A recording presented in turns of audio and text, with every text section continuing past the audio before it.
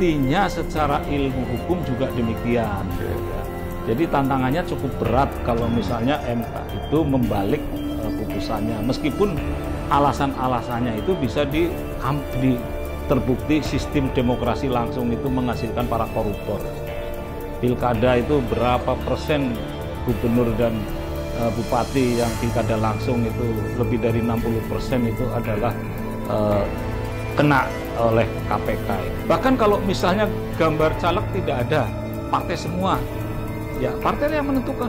Saya kira ini menarik Pak Taufik. Ini kayaknya bisa menjadi solusi, bisa memecahkan kebuntuan antara terbuka dan tertutup ini. Tertutup. Ya.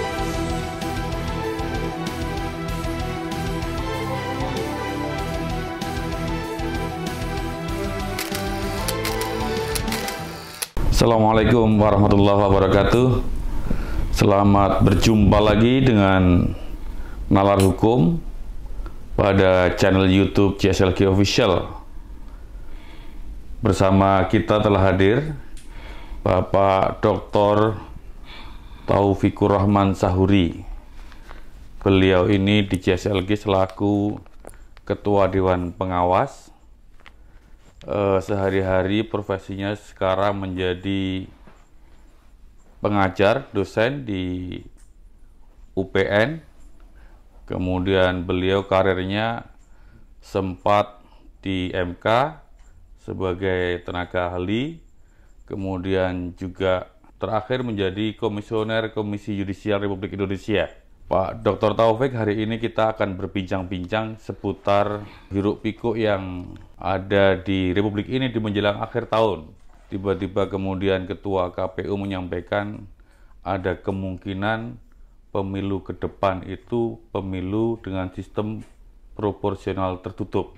Nah, saya nggak ngerti ini sekonyong-konyong Ketua KPU menyampaikan pandangan demikian dengan menyampaikan bahwa sekarang sedang proses ada uji material di MK tentang Undang-Undang Pemilihan Umum yang arahnya konon katanya pemilihan yang akan datang bisa jadi proporsional tertutup. Menurut Pak Taufik, ini pas nggak Ketua KPU menyampaikan pandangan demikian? Itu kan disampaikan setelah KPU tahu ada pengujian. Yang namanya pengujian itu kan bisa dikabulkan, bisa ditolak. Betul. Nah, oleh karena itu prediksi dari KPU ini kan sebetulnya masih prediksi, ya. Kemungkinan jika dikabulkan itu pemilu ini akan menggunakan sistem proporsional tertutup.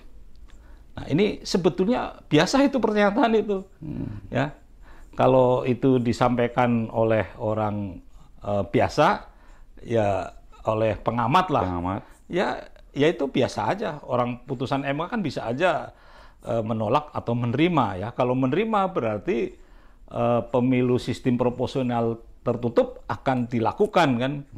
Nah, karena ini yang yang berbicara ini adalah Ketua KPU, ya, maka ini jadi ditafsirkan macam-macam. Nah, ini berarti mengharapkan ini kayaknya ini Ketua KPU supaya pemilu itu dengan sistem proporsional tertutup.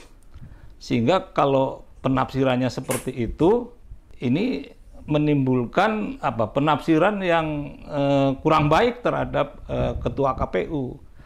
Oleh karena itu, ini bisa dianggap sebagai hal yang tidak patut disampaikan oleh Ketua KPU. Meskipun dalam bahasa beliau itu bukan memastikan, tapi kemungkinan. Itu mestinya jangan dia yang menyampaikan. Harusnya sampaikan aja bahwa sistem pemilu sedang diuji di MK gitu aja, udah nggak usah pakai kemungkinan gitu. KPU itu kan penyelenggara pemilu. Nah, apalagi pelaksana ya, Pak, apalagi dia itu menurut Undang-Undang Dasar adalah penyelenggara pemilihan umum.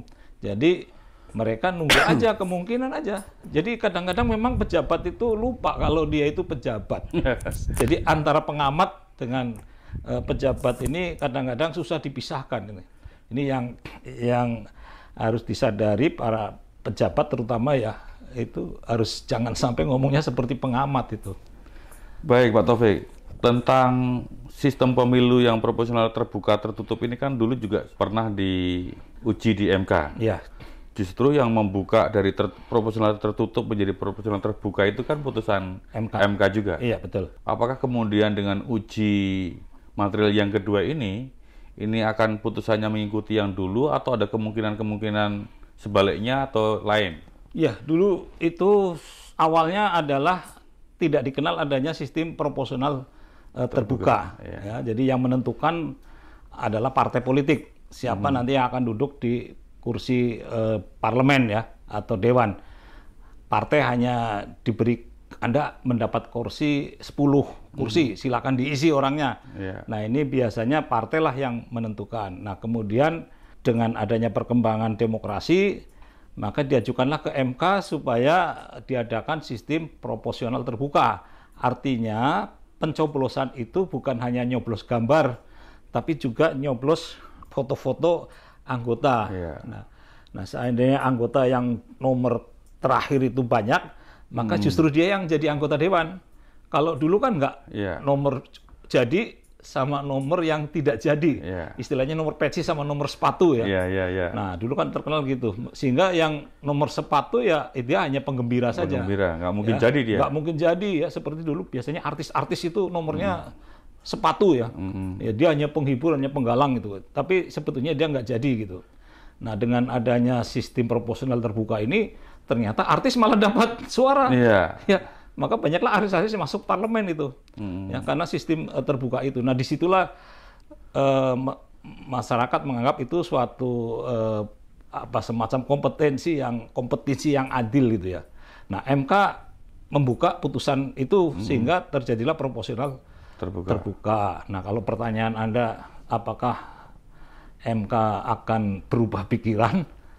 Ya, ini bisa iya, bisa tidak. Kenapa? Berdasarkan pengamatan saya, ini mengenai kasus pilkada ya, pada waktu awal-awal MK ini, pilkada ini kan sebetulnya bukan pemilu, ya, sehingga yang menyelenggarakan itu kan KPU daerah, bukan KPU dalam satu komando pusat ya, KPU daerah, ya, sehingga dia bukan pemilu. Tapi oleh MK itu karena substansinya itu persis pemilu, maka MK memutuskan bahwa pilkada itu pemilu. Rezim pemilu. Nah, DPR dan pemerintah setuju. Kemudian dibuatlah undang-undang tentang pilkada yang masuk dalam rezim pemilu. Sehingga yang melaksanakan adalah KPU. Karena KPU pemilu. Nah, karena pemilu, maka pilkada itu dalam hal sengketa hasil pilkada itu dibawa ke Mahkamah Konstitusi. Sebelumnya ke Mahkamah Agung, karena bukan pemilu. Karena pemilu, maka otomatis menurut Undang-Undang Dasar adalah Mahkamah Konstitusi. Tahun 2015 ada permohonan lagi yang minta pilkada itu bukan pemilu. Dengan dasar pilkada itu diatur di pasal 18 Undang-Undang Dasar. Sementara pemilu 22E. Dikabulkan sama MK. Padahal sebelumnya MK mengatakan pilkada itu pemilu. Nah, pemilu. Tahun 2015 MK menyetujui pilkada itu bukan pemilu. Karena pilkada itu bukan rezim pemilu, maka MK nggak berwenang dalam hal sengketa hasil. Maka di dalam pertimbangannya MK tidak berwenang. Namun demikian, untuk sebelum ada pengadilan khusus pilkada, sementara ditangani oleh MK. Nah, sementara ini ternyata sampai tahun 2002. Tapi kemudian mengajukan lagi permohonan. Nah, MK menyetujui kalau dia berwenang menangani sengketa hasil pilkada yang bukan pemilu. Bukan rezim pemilu, ya. Artinya apa? Di sini sudah ada terjadi perubahan konstitusi. Di dalam konstitusi, MK berwenang menguji sengketa hasil pemilu. Pilkada bukan pemilu, tapi mereka nguji. Berarti Undang-Undang Dasar sudah diubah. Jadi MK itu berwenang menguji pemilu sengketa hasil pemilu dan pilkada. Itu. Jadi kalau pertanyaan Anda, mungkin nggak MK ini mengabulkan? Ya kalau melihat pengalaman itu bisa aja. Bisa aja ya? Bisa aja. Emang tidak berlaku seperti jurisprudensi begitu karena sudah ada presiden putusan yang terdahulu begitu, kemudian justru ini mendekatkan dengan kedaulatan rakyat, pertimbangannya kan begitu. Nah, mestinya tetap terbuka. Mestinya secara ilmu hukum juga demikian. Ya. Jadi tantangannya cukup berat kalau misalnya MK itu membalik putusannya, meskipun alasan-alasannya itu bisa dicari-cari gitu. Tapi dari sisi etika moral ini sebaiknya MK harus taat kepada pendapatnya sendiri. Cuma dalam kasus tadi pilkada kita jadi nggak bisa memprediksi apakah MK akan mentaati putusan, ya bukan seharusnya, semestinya secara jurisprudensi, secara ilmu hukum MK nggak ada pilihan lain kecuali menyetujui putusan MK yang lama gitu. Sebetulnya perbedaan mendasarnya apa sih Pak? Proporsional terbuka dan tertutup itu.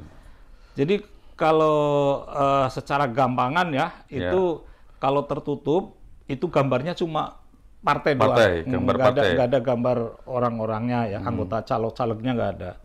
Nah, yang proporsional terbuka itu ada gambar orang-orangnya dan partai. Dan itu boleh memilih untuk mencoblos partai atau mencoblos orangnya, ya. Atau mencoblos partai dan orangnya. Tapi kalau orangnya dua itu nggak boleh. Jadi yang penting ada coblos gambar, ada coblos orang. Nah, ini juga ada ada persoalan ya. Sebetulnya partai kan menginginkan proporsional tertutup ini kan supaya partai bisa menentukan anggota dewannya gitu kan. Ya orang nggak usah perlu lah tahu lah. Para pemilih nggak usah tahu, itu urusan partai, nanti partai lah yang akan menempatkan itu. Nah ini kan orang nggak mau gitu ya, sehingga pakai proporsional terbuka. Tapi kalau proporsional terbuka yang berjalan seperti sekarang, itu ada ketidakadilan. Kenapa Pak? Coba ya kita simulasi. Partai itu dapat 100 suara yang nyoblos. Dari 100 itu total dirinci yang nyoblos gambar partai 75 pemilih. Yang 25 pemilih itu nyoblos orang. Ya, caleg. Nah, siapa yang menang sebetulnya? Partai. Gambar. Iya, gambar yang menang. Nah, kenapa gambar yang menang menjadi hangus? Sementara yang 25 itu urutannya mungkin karena itu ada 10 dibagi sedikit-sedikit kan. Mungkin yang paling banyak 8 lah ya. Dia bisa duduk jadi anggota DPR. Sementara partai yang 75 pemilih nggak bisa jadi anggota dewan. Ini kan sebetulnya nggak adil. Ya. Nah, padahal yang namanya partai ini kan person ya, dia kan badan hukum. Iya. Subjek hukum yang wakili kan ketua partai. Nah, seandainya ketua partai orangnya ya, yang paling dekat ya, itu ada di nomor 1, nggak kepilih, ini kan nggak adil. Nah, oleh karena itu saya punya gagasan udah lama itu ya, itu semuanya dianggap sebagai orang. Partai dianggap orang. Termasuk gambar tadi? Iya, termasuk gambar tadi. Jadi kalau 75 partai itu dicoblos, berarti partai yang pertama kali harus dapat kursi. Nah, siapa yang menentukan kursi? Ya ketua partainya. Ya. Nah, barulah orang-orang itu berikutnya. Jadi itu yang adil seperti itu. Jadi kalau saya itu sistem proporsional terbuka yang berkeadilan. Wih, keren namanya. Sistem proporsional terbuka yang berkeadilan. Iya. Artinya menghargai subjek hukum semua, dalam partai, peserta pemilu ini, baik partai maupun orang. Caleg. Iya, caleg. Ya. Sahabat JSLG, silakan komentari pendapat baru, pandangan baru yang disampaikan Pak Taufik tadi, proporsional terbuka yang berkeadilan. Ya. Artinya ada peran partai politik, dalam hal ini pimpinan parpol, untuk menentukan caleg yang dijadikan sesuai dengan pilihan gambar, pilihan partai. Pilihan partai. Ya, menyerahkan suara partai itu kepada siapa ya. Iya. Jadi kita bisa membayangkan, coba kalau kita ketua partai, kan partai yang banyak dipilih. Loh kok saya nggak bisa menentukan, padahal itu badan hukum, subjek hukum. Kan? Nah itu jadi ya seperti itu harusnya gitu. Tapi kalau hasil coblosannya di gambar atau lambang partainya kecil, kemudian di calegnya lebih banyak, berarti memang caleg. Ya caleg. Berarti nggak dapat kalau gambar Oke. partainya itu cuma 5 ya, yang lain di gambar caleg ya gambar caleg. Jadi diurut aja. Bahkan kalau misalnya gambar caleg tidak ada, partai semua, ya partai yang menentukan. Saya kira ini menarik Pak Taufik. Ini kayaknya bisa menjadi solusi, bisa memecahkan kebuntuan antara terbuka dan tertutup ini. Tertutup kan intinya parpol mau menentukan. Iya.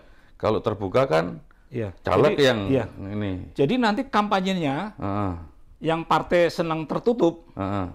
jangan milih gambar, jangan milih orang, pilih gambar aja nggak apa-apa. Ya. Jadi nanti, bapak-bapak, ibu, nanti kalau nyoblos gambar saja nggak apa-apa daripada bingung. Bisa aja, nanti gambar partai paling banyak dia dapat. Iya, iya. Dia yang menentukan. Pengurus partai ngomongnya begitu. Iya, bisa. Caleg ngomongnya Caleg pilih saya. ngomongnya pilih saya. Gitu. Ya, itulah. Memang kan kelemahannya dari proporsional terbuka kan terjadi persaingan internal. Iya, iya, iya. Antar anggota bisa saling gugat ke MK.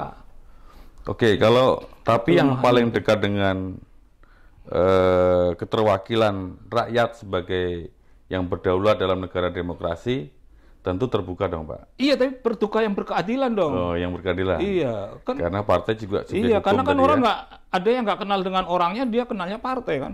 Iya, Nah, dia milih partai. Jadi harus dihargai dong milih partai itu. Betul. Jadi tetap proporsional terbuka, cuma berkeadilan. Berkeadilan. Ya, itu menurut saya itu. Ya, peran partai. Kalau Pak Taufik melihat sekarang ini kan konon katanya ada 8 parpol yang Ya. tidak tertutup. Ya. Kemudian 1 parpol nih Pak ya. Ini yang ya cenderungnya tertutup. Kira-kira kepentingan partai sesungguhnya menurut saya kok semua partai pengennya tertutup sih Pak. Ya, karena dengan tertutup ini cuma 1 yang tertutup kan. Iya. Yang 8 kan terbuka. Iya. Ya, yang tertutup ini pertimbangannya adalah dia bisa menempatkan kader-kader yang terbaik versi partai. Oke. Ya, itu. Nah, keuntungan juga untuk kebaikan dari sistem tertutup ini tidak akan terjadi persaingan internal. Oke, ya. Nah, ini yang sistem terbuka. Ini satu akan terjadi persaingan internal. Iya. Ya. Saksi aja. Antar caleg di partai ya. Satu gambar saksi. Ya. Biayanya berapa itu? Satu caleg dia harus ada saksinya. Kalau nggak ada, digeser ke temannya. Iya. Jadi misalnya, wah, itu saksinya Pak Taufik nggak ada.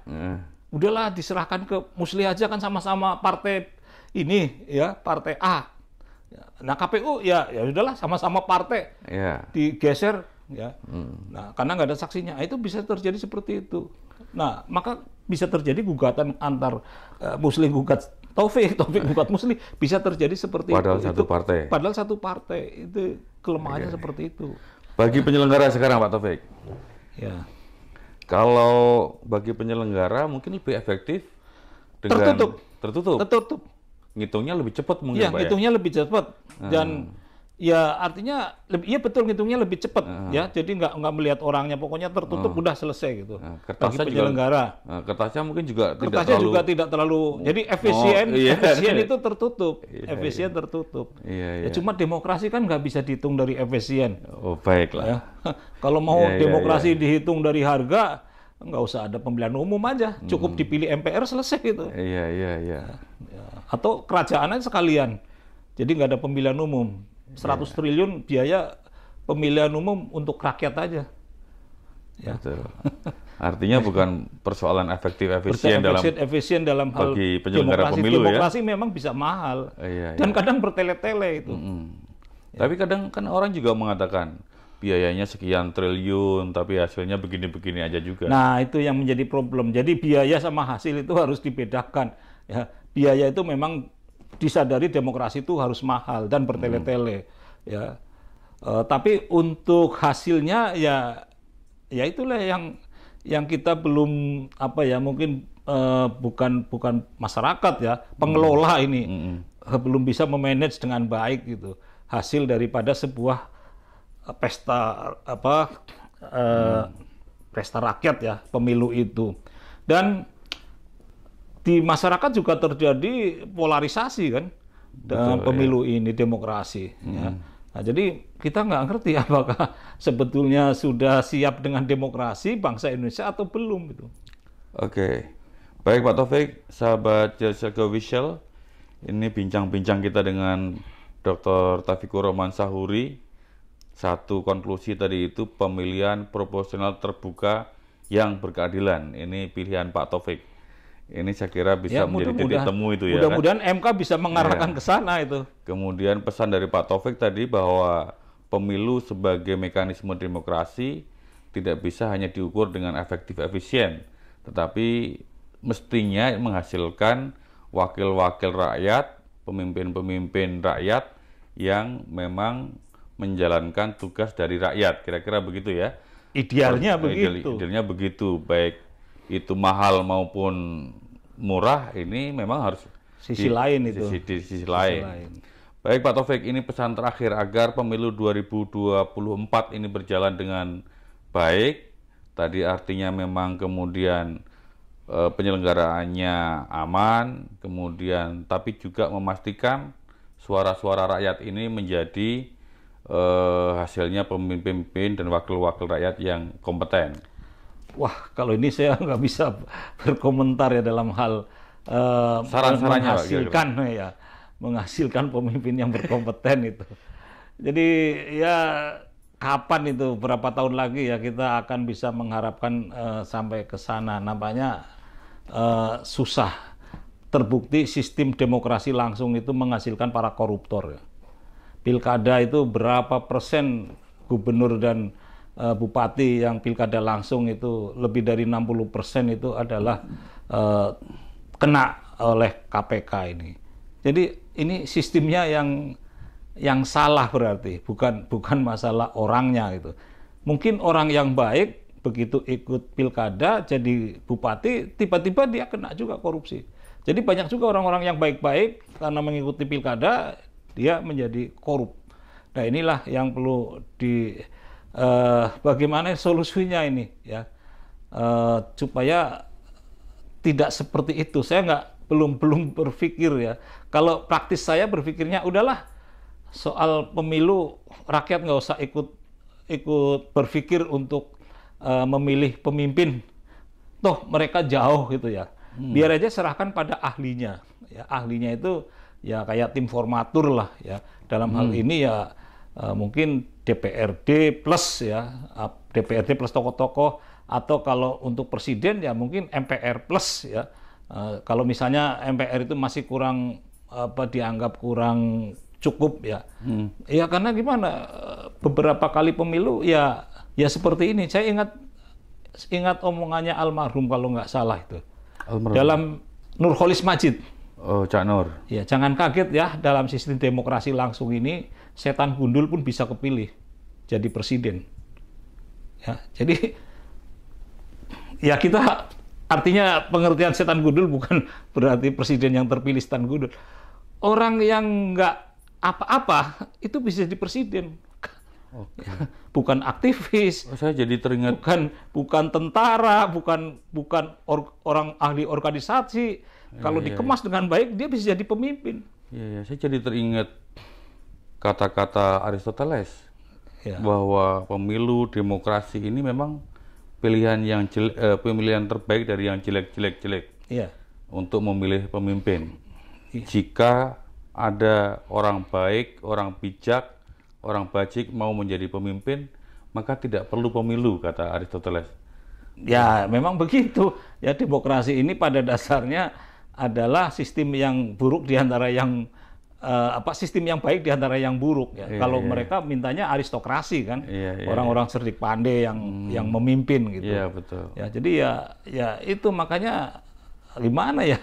Itu demokrasi, kalau demokrasi titik ya, itu kan bahaya juga.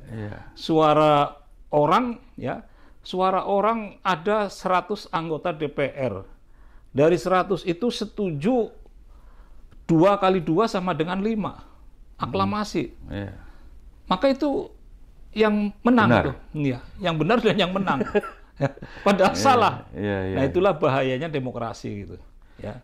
Tapi kita nggak usah khawatir, di Indonesia sudah ada 5 pilar yang membingkai demokrasi itu. Jadi demokrasi titik itu berbeda dengan demokrasi yang di Indonesia 5 pilar ya. Jadi artinya suara banyak ya kalau tidak sesuai dengan 5 pilar ya nggak bisa dibatalkan ya.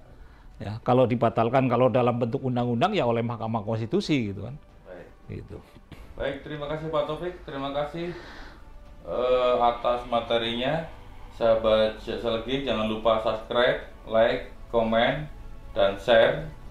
Semoga materi ini bisa membangun demokrasi kita ke depan lebih baik, karena tidak semuanya demokrasi itu menghasilkan hal-hal yang baik seperti yang disampaikan Pak Taufik tadi. Tapi yakinlah bahwa kita sedang proses pembelajaran demokrasi, sampai suatu saat nanti kita 5 pilar bernegara kita itu tetap menjaga proses demokrasi kita hingga menghasilkan sesuai dengan aspirasi masyarakat. Jangan bilang melek hukum sebelum mengikuti nalar hukum. Terima kasih. Assalamualaikum warahmatullahi wabarakatuh. Waalaikumsalam. Terima kasih Pak Taufik. Ya, sama-sama.